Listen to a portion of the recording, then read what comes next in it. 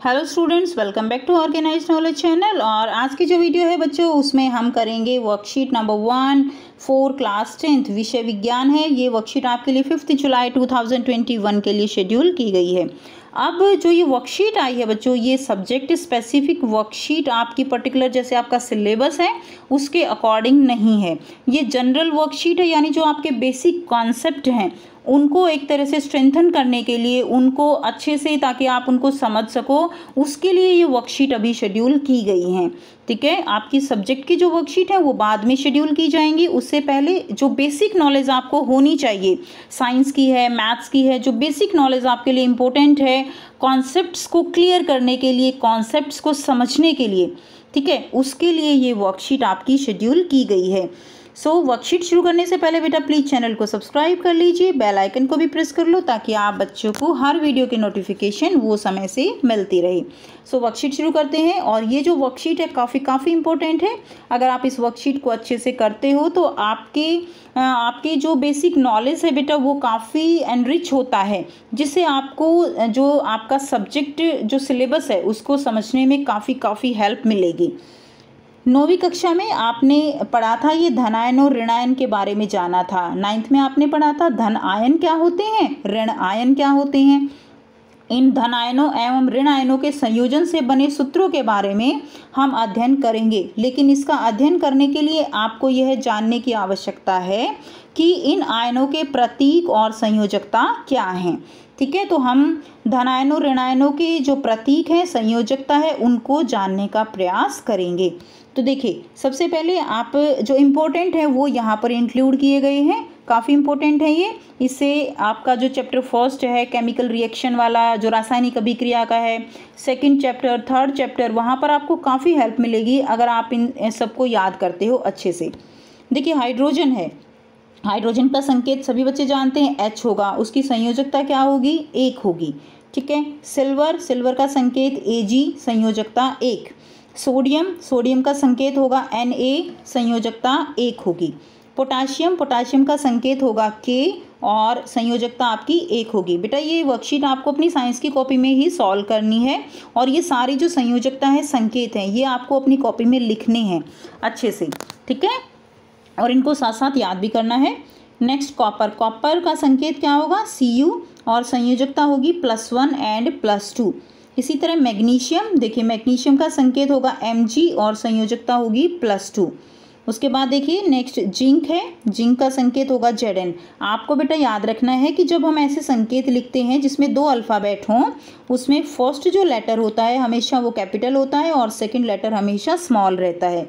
इसकी संयोजकता होगी +2। इसी तरह कैल्शियम होगा Ca, संयोजकता होगी +2। इसी तरह देखिए आयरन होगा Fe, संयोजकता रहेगी +2 एंड +3। ठीक है, एल्यूमिनियम रहेगा Al, संयोजकता रहेगी +3। ऑक्सीजन के लिए सभी बच्चे जानते हैं O, और इसकी संयोजकता रहेगी -2। -2 और +2 का मतलब जो है आपने 9th क्लास में भी पढ़ा है। प्लस का मतलब क्या होता है कि उसकी इलेक्ट्रॉन देने की टेंडेंसी है, और माइनस का मतलब क्या है, उसकी इलेक्ट्रॉन लेने की टेंडेंसी है। ठीक है, अब ऑक्सीजन है तो ऑक्सीजन के पास इलेक्ट्रॉन जो है कितने होते हैं, 8 होते हैं। तो 2 और 6 बांटोगे इसका जब आप इलेक्ट्रॉनिक विन्यास करोगे। अब इसको दूसरा कक्ष पूरा करने के लिए कितने इलेक्ट्रॉन चाहिए, 2 इलेक्ट्रॉन चाहिए, इसीलिए इसकी संयोजकता 2 हो जाएगी, और इसको लेने हैं तो -2 हो जाएगी। नेक्स्ट देखिए, ऑक्सीजन के बाद है सल्फर यानी -2। नाइट्रोजन की 3 और 5 दोनों हो सकती हैं। फास्फोरस की 3 और 5 हो सकती है। अमोनियम की +1, हम कैसे लिखते हैं अमोनियम को, NH4+ लिखते हैं, तो इसकी संयोजकता +1 हो जाएगी। नेक्स्ट देखिए, नेक्स्ट रेडिकल्स के नाम लिखेंगे। तो रेडिकल्स में देखिए हाइड्रोक्सिल को हम कैसे दिखाते हैं, OH, जिसकी संयोजकता -1। इनको हम क्या बोलते हैं, बहुपरमाणुक आयन। तो देखिए ये जो है OH ऐसे लिखा जाता है, ये OH negative. Chloride ion Cl-, ऐसे। ब्रोमाइड Br-, ठीक है, Br नेगेटिव। तो ये कैसे हैं, ये सारे ऋण आयन हैं। कैसे आयन होंगे, ऋण आयन होंगे। ठीक है, उसके बाद देखिए ये हमने ऊपर मैक्सिमम कौन से किए हैं, ये सारे धनायन थे।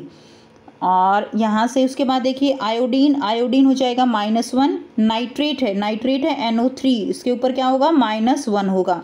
उसके बाद देखिए नाइट्राइट NO2, ठीक है। एसीटेट CH3COO, संयोजकता रहेगी -1।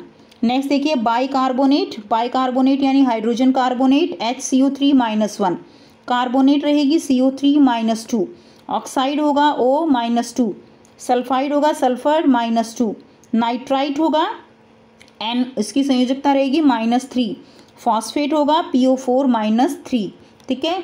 अब देखिए नेक्स्ट हमने यहाँ से जो है यहाँ से पढ़ लेते हैं। कुछ तत्व और आयन ऐसे हैं जिनके प्रतीक एक ही हैं लेकिन नाम जो है वो अलग अलग हैं। उदाहरण क्या है, ऑक्सीजन, ठीक है, और ऑक्साइड, सल्फर और सल्फाइड, नाइट्रोजन और नाइट्राइड, क्लोरीन, ब्रोमीन और आयोडीन, क्लोराइड, ब्रोमाइड और आयोडाइड। यानी वो क्या बन जाते हैं जब उनके नाम एक ही हैं। जैसे देखिए ऑक्सीजन है, ये ऑक्सीजन का संकेत हो गया। अब जब इसको ऑक्साइड फॉर्म में लिखेंगे O2- तो ये क्या बन गया, ऑक्सीजन से ऑक्साइड बन गया। इसी तरह ब्रोमीन से ब्रोमाइड बन गया, क्लोरीन से क्लोराइड बन गया, ये यहाँ पर बताया गया है। नेक्स्ट है सूत्र का निर्माण, ये भी आपने 9th क्लास में पढ़ा था। सूत्रों का निर्माण कैसे करते हैं, धनायन और ऋणायन की संयोजकता के आदान प्रदान से सूत्रों का निर्माण होता है। जैसे मैग्नीशियम क्लोराइड MgCl, मैग्नीशियम की संयोजकता कितनी है +2, क्लोराइड की संयोजकता है -1। तो क्या करेंगे, ऐसे क्रॉस करेंगे और Mg के साथ तो आ जाएगा 1 और Cl के साथ आ जाएगा 2, तो MgCl2, ठीक है। तो ये फॉर्मूला बन गया MgCl2। संयोजकता सदैव तत्व के कहाँ लिखी जाती है, मूलक के नीचे दाईं ओर लिखी जाती है, ठीक है। उसके बाद मूलकों में यदि किसी संख्या का लिखा जाना आवश्यक है तो उसे कोष्ठक में डाल दिया जाता है और फिर संख्या लिखी जाती है। जैसे देखिए अगर आप देखें एल्यूमिनियम हाइड्रोक्साइड है, या आप एग्जाम्पल ले लीजिए, अगर हम एक और एग्जाम्पल लेते हैं जैसे देखिए NaCl है, सोडियम क्लोराइड, सोडियम के लिए संकेत क्या होगा Na, क्लोराइड के लिए Cl, इसकी संयोजकता 1 है, इसकी भी 1 है, तो क्रॉस करेंगे और क्या बन जाएगा, यहाँ से बन जाएगा NaCl, ठीक है। इसी तरह अगर हमारे पास मैग्नीशियम हाइड्रोक्साइड है, मैग्नीशियम, अब हाइड्रोक्साइड को हम OH ऐसे लिखेंगे, ठीक है। तो इसको हम क्या करेंगे, इसको हम ब्रैकेट में ऐसे डाल देंगे, मैग्नीशियम की संयोजकता 2, हाइड्रोक्साइड की हमने ऊपर पढ़ा 1, क्रॉस करेंगे तो फॉर्मूला क्या बन जाएगा Mg। अब OH को हमें ब्रैकेट में ऐसे लिखना होगा, अगर हम OH को ऐसे लिखेंगे तो गलत हो जाएगा, तो हमें इसे किस में डालना है, इसे इस तरह से ब्रैकेट में कोष्ठक में डाल दिया जाता है, ठीक है। तो ये जो है इस तरह से आप फॉर्मूले बना सकते हो। अब यहाँ पे कुछ क्वेश्चंस दिए गए हैं जिनको हमें करना है। देखिए sodium silver chlorine oxide sulphide calcium के प्रतीक और संयोजकता आपको यहाँ पे लिखनी है।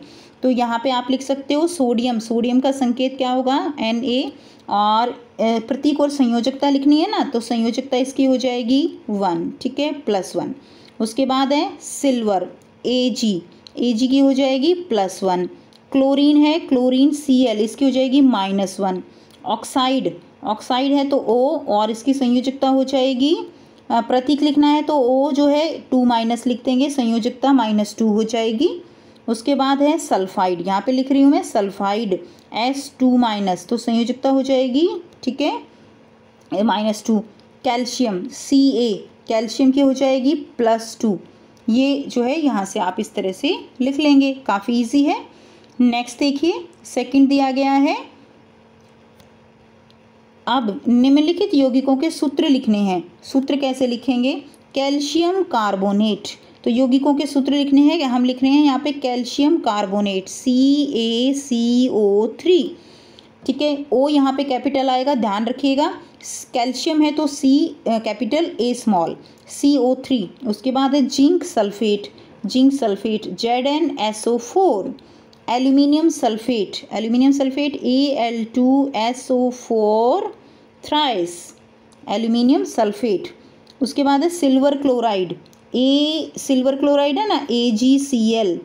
उसके बाद है sodium carbonate, sodium carbonate NaHCO3, sodium carbonate NaHCO3। अब मैं इसको क्लियर कर रही हूँ, आप इसको पॉज करके अच्छे से लिख सकते हो। नेक्स्ट देखिए पोटाशियम हाइड्रोजन कार्बोनेट, पोटाशियम का formula K, hydrogen carbonate KHCO3। Iron sulphate Fe2SO4, copper sulphate CuSO4, ये जो है क्या हो जाएंगे, ये हो जाएंगे सारे फॉर्मूले। तो ये हो गई आपकी आज की वर्कशीट, काफ़ी इंपॉर्टेंट वर्कशीट है। सारी जो भी आपको ये टेबल्स दी गई हैं ये आपको अच्छे से लर्न होनी चाहिए। आप इनको कॉपी में करेंगे और सारी जो संकेत हैं वो सारे अच्छे से लर्न करेंगे। सो अगर वीडियो अच्छी लगी तो लाइक कीजिए, शेयर कीजिए और चैनल को सब्सक्राइब कीजिए। Thanks for watching. मिलते हैं नेक्स्ट वीडियो में। Take care, bye bye.